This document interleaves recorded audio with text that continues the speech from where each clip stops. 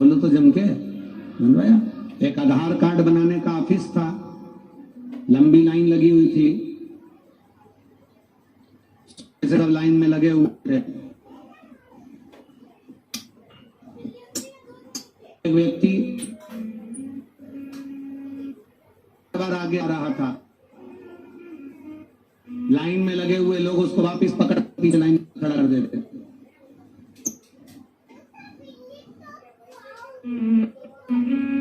आधार office, लंबी line. एक व्यक्ति फिर पीछे से आगे आया, उसको फिर पकड़ के पीछे कर दिया। वो व्यक्ति 5 बार 6 बार आगे आया, लाइन में लगे लोगों ने उसको पकड़कर पीछे कर दिया। अब की बार फिर वो आगे आया, उसको फिर पकड़कर पीछे कर दिया। उसको आ गया गुस्सा, और गुस्से में उसने कह दिया, सालो खड़े रहो, ऑफिस ही नहीं खोलूंगा, ऑफिस ही नहीं खोलूंगा। अब लाइन वालों को लग रहा था कि इसको आधार कार्ड बनवाना, उनको क्या मालूम था कि ये ऑफिस ही ये खोलेगा। अब वो बार बार आगे जाए, ये बार बार पकड़ कर पीछे कर दे, फिर वो आगे जाए, फिर पकड़ के पीछे कर दे, फिर वो आगे जाए, फिर पकड़ कर पीछे कर दे।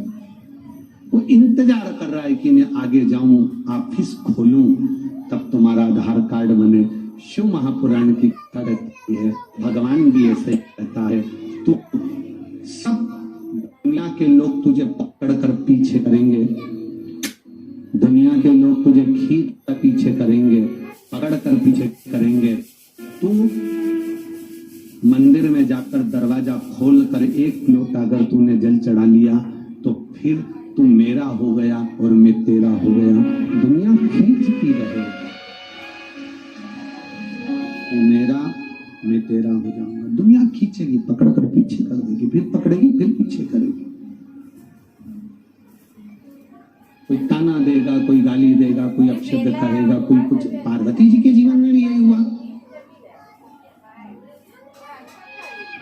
माता पार्वती जी के जीवन में हुआ क्या? कितना कितना ताना माता पार्वती जी को दिया गया है,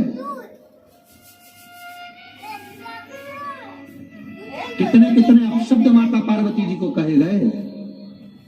पार्वती जी से यहां तक कह दिया गया था, आपको अगर विवाह करना है तो भगवान विष्णु के साथ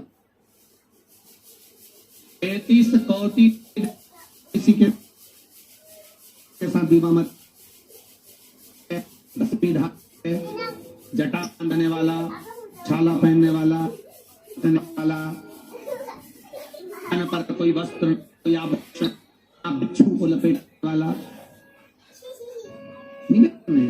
आप से विवाह मत करो। जी को बहुत बहुत बहुत शब्द कहे गए, पार्वती बहुत शब्द कहे।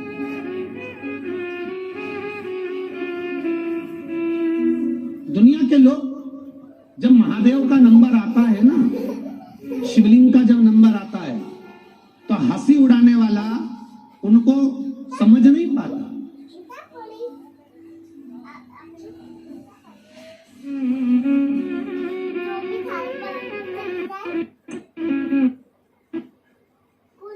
ऐसा मनुष्य जन्मा संसार में,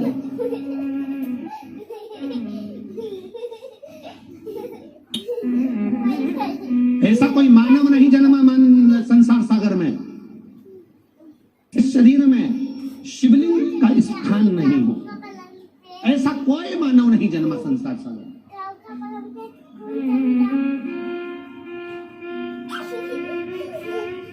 अगर किसी से कहा जाता है कि हमारे शरीर में शिवलिंग है, हमारे शरीर में शिवलिंग है? हंसी उड़ाने वाले हंसी के व्यंग में हैं कि शिवलिंग तो गलत दृष्टि से जान। ना ना ना ना, प्रत्येक मानव शरीर के अंदर शिवलिंग विराजमान होता है, और वो शिवलिंग की आकृति कभी किसी डॉक्टर के पास जाना, कभी एक्सरे करवाना, और एक्सरे करवाकर डॉक्टर के पास जाकर देखना कि वो मनुष्य शरीर में शिवलिंग का स्थान कौन सा है, मनुष्य के शरीर में शंकर का शिवलिंग का स्थान कौन सा है, तो आपको बता देंगे कि ये गर्दन, ये सिर का आखिरी भाग और रीढ़ की जो हड्डी है, इस हड्डी के बीच में एक मेंडुला आकृति एक शिवलिंग की आकृति की एक ओवल गेंद है, एक स्थान बना हुआ है। वो स्थान शंकर की शिवलिंग की आकृति है और वो स्थान एक ऐसा स्थान है कि दुनिया में पूरे शरीर का ऑपरेशन हो सकता है, दुनिया में पूरे शरीर को काटा जा सकता है, दुनिया में पूरे शरीर को विच्छेदित किया जा सकता है, दुनिया में पूरे शरीर ऑपरेट किया जा सकता, ऑपरेशन किया जा सकता है, पर सिर के नीचे से और रीढ़ की हड्डी के बीच में जो स्थान होता है, जिसको शंकर भगवान का स्वरूप सुंदर मेडुला स्थान कहते हैं, उसका ऑपरेशन कभी जिंदगी में नहीं हो सकता। उसी तरह जैसे शंकर भगवान की जलाधारी को कभी लाया नहीं जा सकता, उसी तरह इसका ऑपरेशन कभी नहीं हो सकता। अच्छा डॉक्टर भी नहीं कर सकता, क्योंकि इसको ऑपरेट कर ही नहीं सकते। तो शंकर जी के मंदिर में जाकर हमें मिलता क्या है?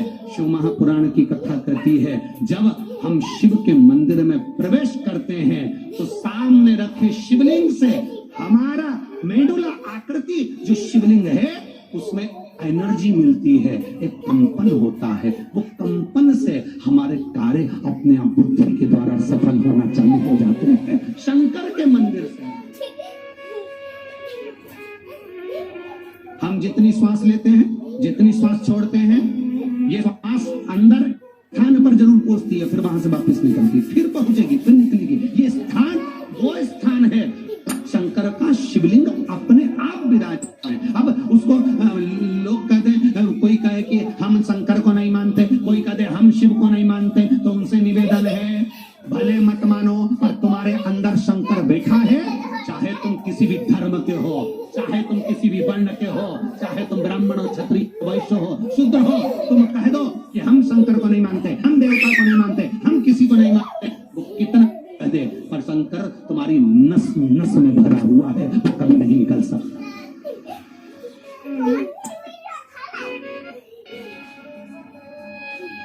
वो कभी नहीं निकल सकता, वो तुम्हारे भीतर भरा है। और जो कहता है कि मैं शंकर को नहीं पूछता, तो उससे निवेदन यहां से निकाल कर भी फेंक दे, तब जाने तो शिव को नहीं पूछता।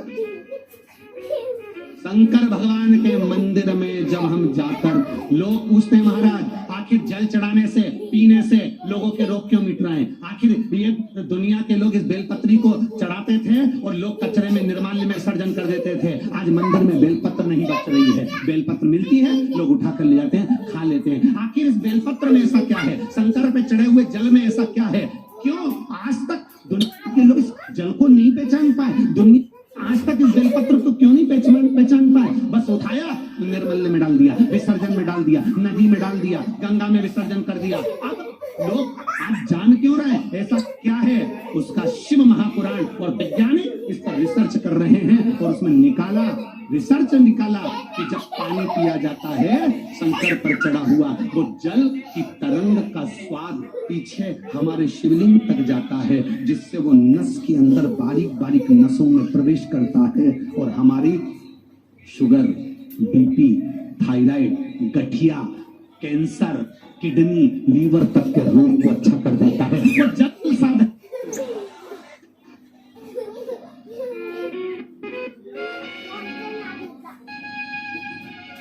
उस जल को कितना कोई साहसता है? जो शंकर भगवान के विरोधी हैं, जिन्होंने धर्म और शास्त्र को अच्छे से नहीं ज्ञान करा, केवल ऊपर पढ़ाई करी, वो तुरंत कह देते हैं शंकर जी पे चढ़ा हुआ जल नहीं पीना चाहिए, शंकर के शिवलिंग का स्पर्श नहीं करना चाहिए, तुरंत कह देते शंकर जी पे पत्र नहीं खाना चाहिए, कह देते शंकर जी पे चढ़ा हुआ प्रसाद नहीं खाना चाहिए, वो कहें ये ना करिए, वो ना करिए। जो तुमसे कहें कि शंकर जी के चढ़ा हुआ जल मत पियो, बेलपत्र खाओ, ऐसे ज्ञान देने वाले तुम्हारे सामने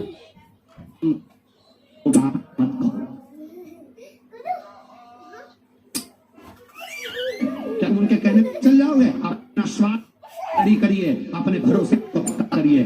जितना आपका विश्वास, आपका भरोसा पक्का हो जाएगा कि मैं शंकर जली, मेरा विश्वास कहता है कि मेरा रोग मुक्त होगा, तो ये पक्का है। रोग प्राप्त हो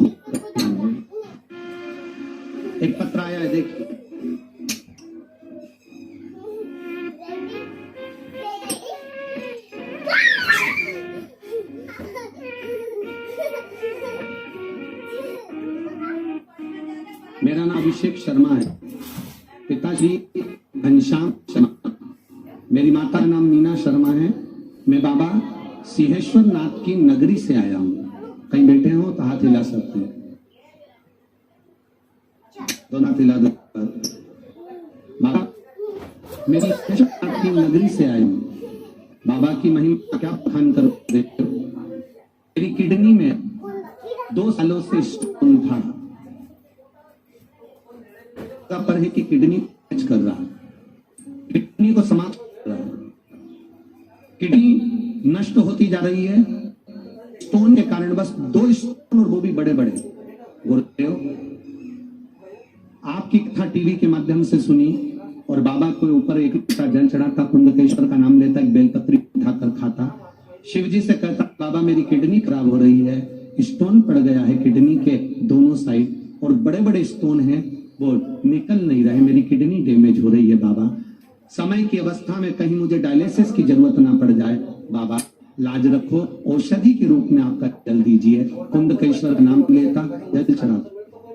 गुरुदेव 19/2/2023 को मैंने रुद्राक्ष महोत्सव में जाने चाह रहा, पर वहां पर कैसे जाता, मेरे शरीर में दर्द बहुत तेज हो रहा था तो मैं नहीं गया। मैंने बाबा से कहा बाबा आप कृपा करोगे ना, तो भले रुद्राक्ष उत्सव निकल गया पर मैं रुद्राक्ष लेकर जरूर आऊंगा जिससे मैं ठीक हो जाए। बाबा के ऊपर जल चढ़ाता, उसको पीता, इन्फेक्शन बहुत ज्यादा था गुरुदेव, तकलीफ पेट में बहुत थी।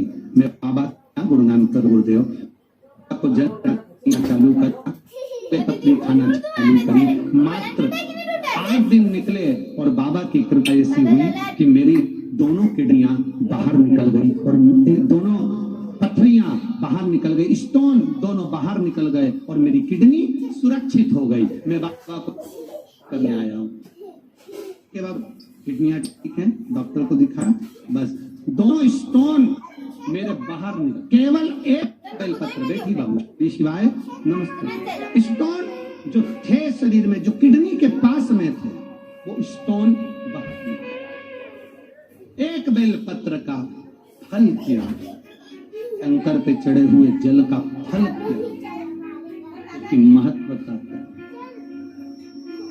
हमने आपको पहले भी कहा, शरीर में अगर पथरी हो जाती है, स्टोन हो जाता है, तो बाबा पर चढ़ी हुई दुर्वा या बेलपत्र का प्रयोग आपके लिए जीवन में सफलता है।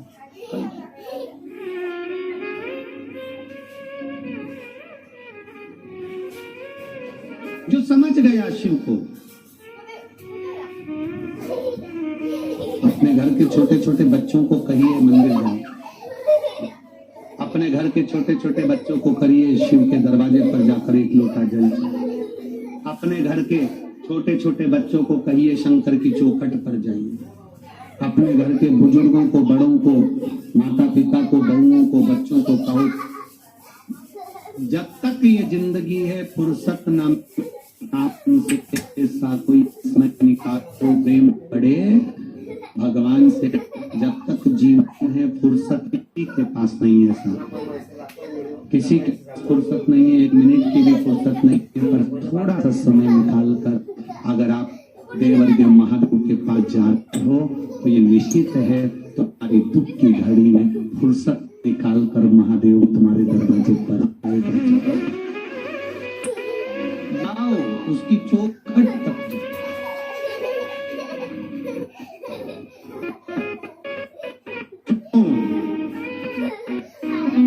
महापुराण वास के लिए सुनो, भरोसे के लिए सुनो।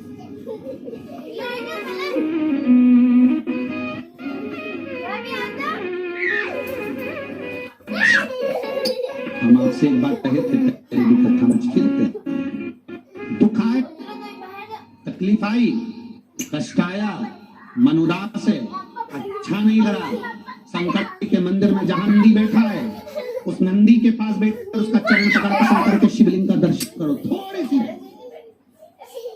अभी निकलेंगे, आधा घंटा मंदिर में बैठना। हम आपसे ये नहीं कहेंगे कि तुम 1 घंटा मंदिर में बैठना, 5 मिनट में बैठना तो शंकर भगवान के मंदिर में। जब तुम्हारा हृदय दुखी हो जाए अच्छा नहीं लग रहा, बहुत दुनिया के लोगों कर दिया, मैं कष्ट में हूँ, मेरा काम नहीं हो रहा, मेरी तकलीफें बढ़ती चली गई, तब शंकर उस नंदीश्वर महादेव का नाम स्मरण कर शंकर के शिवलिंग का दर्शन नंदी के पास बैठकर उसका फल किया।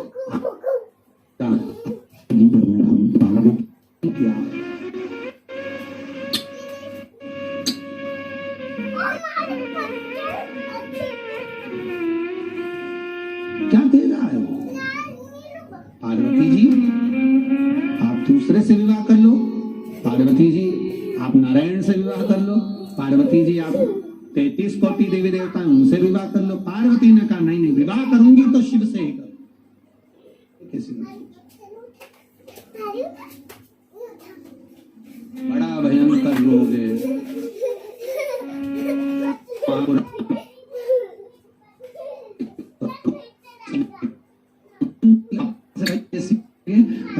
कथा नहीं आता मन लगता गुरुजी मन पड़ गई है नशा, इसमें पुराण कथा नशा गुरुजी आती रहती है मन नहीं लगता।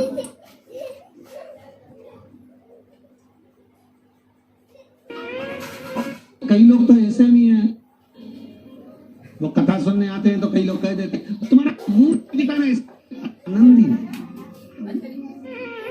कथा सुनने आए कि मुंह देखने आए? अरे तुम कथा के बीच बीच में जो नौटंकी करते हो, अब उनसे क्या तो नौटंकी है? अरे गुरुजी बस आपका चेहरा दिखना चाहिए और हमारे को कथा सुनने को मिल जाए। शिव पुराण करे, शंकर का संवाद करा, शिव तक शंकर गान करा, आप दिखो तो आनंद।